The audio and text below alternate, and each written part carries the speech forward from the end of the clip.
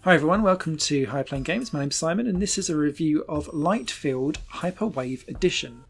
Now I originally bought this game on launch for PS4, but the developer reached out in the PC world and said we'd like to give you a copy of this because we are now upgrading to Hyperwave Edition.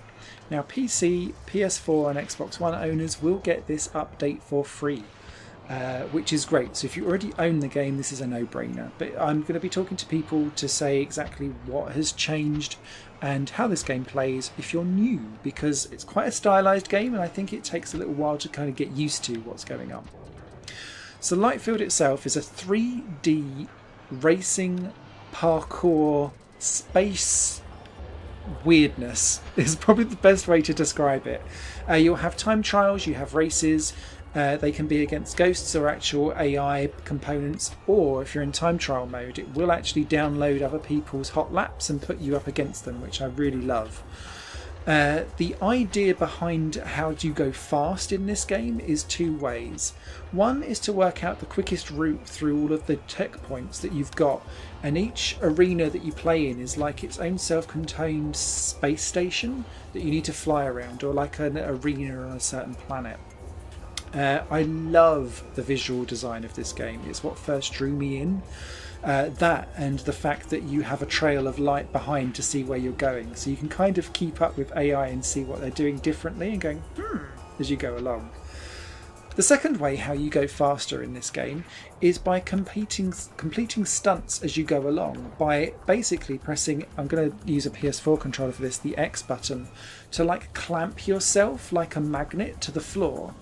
And then when you let go and then tilt with the left analog stick up to try and orientate yourself around to steer, it gives you little boosts. But then if you're going to flip, you can try and do that with the stick as well, so that you can keep that momentum going. But obviously the more uncontrolled your stunts are, the less your racing line optimization will be. So you've got this trade-off there. And if you're going to do really well on Lightfield, it's about basically doing super cool stunts as quick as possible and then reattaching yourself to the ground so that you can then glide through and get a boost on exit, and chaining those together whilst getting through barrier to barrier as quick as possible. Initially, it is a huge learning curve because you'll be clamping to the wrong places, you'll lose where you're going on the track itself, you'll be smashing into walls and exploding, and you'll be thinking, what have I let myself in for? But after a while, the game starts to click. And what I'd recommend for this is that not only do you have different AI levels in the game, you also can adjust the speed of the game itself. So if you want to sit and learn each track as you go along, just turn everything down to the slowest speed, because you can literally have the game go at 3 times the pace and your eyes will be bleeding and you'll be having like a little epileptic fit. It looks gorgeous, but my goodness, you'll be like going and like frazzled from your senses. And that's probably the best way to learn the game. Arrows that contain XP will help you on your way as well, and if you drive over those and as you complete time trials and races, you'll gain more XP. Every time you feel the XP barrier, a new arena becomes available for you to then go into. New for the Hyperwave Edition though is the addition of a campaign mode that gives you specific tasks to do, because beforehand it was just, here's an arena, you need to collect all of the hidden treasures that are in there, the little stars, you can do some time trials and you can have some races, and then you're done. And sometimes you'd kind of reach the end of that arena as best as you could do, but your XP hadn't necessarily mounted up so much, so you'd have to grind to then get to the next area. It was a bit unbalanced. With the campaign mode, you now actually have some purpose to what you're doing, so that's really welcome. What has also been done, and it was the big bugbear for me on release for this game, is an optimization of graphics. Beforehand, there would be real big issues for me where the game itself, because you're flying in 360 and the whole of the world is spinning around you, and I appreciate that it's minimalistic stylized graphics, but there's still a lot going on screen. They would get stuck and you'd have momentary freezes in the game. And for a racing game that you need to be precise when you against speed, when you're trying to do all of these different ledge jumps and barrel rolls and 90-degree flips, freezing of the graphics is a cardinal sin.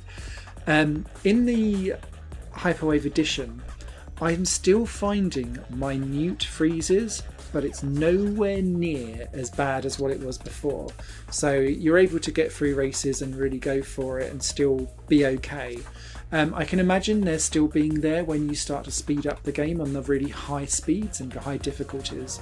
But for the time being, I'm really pleased that they've actually optimized the game fuller, so that it's less of an intrusion, I guess.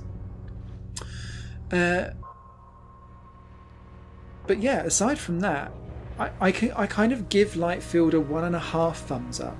I think it's a really interesting game, and I really enjoy it when I'm playing it, but I don't play it for particularly long each time that I do, because it's one of those games that wears you out. I don't know how else to put it. I find it really tiring to play, and I enjoy it, but I get really knackered on it really quickly, and I think it's because of the whole 360 degree doing in your brain, and it's beautiful and I love it, but after a while I'm like, right, I need a rest now. So just be aware of that if you're expecting to go in for like big long sessions, that may not necessarily be the case for you. But overall, the graphical optimization, the improvements to the way how things unlock, career mode and campaign mode now being added in as well, they're all steps in the right direction. So now is the best time so far to jump into Lightfield. And if you're looking for something that is Wipeout without the tracks, that's probably the best way I can describe it. Give it a go. Lightfield's available now. Take care, thanks for watching, I hope that was informative. If you have any comments or questions, leave them below, and I'll be doing a written review over on higherplayinggames.com at the end of the week. Thanks for watching, bye for now. This channel is just one of my many projects that cover games, music and film. If you enjoy any of these and would consider supporting me to develop further in the future, you can do so by visiting patreon.com/Satorimon. Thank you for your time and for watching the video.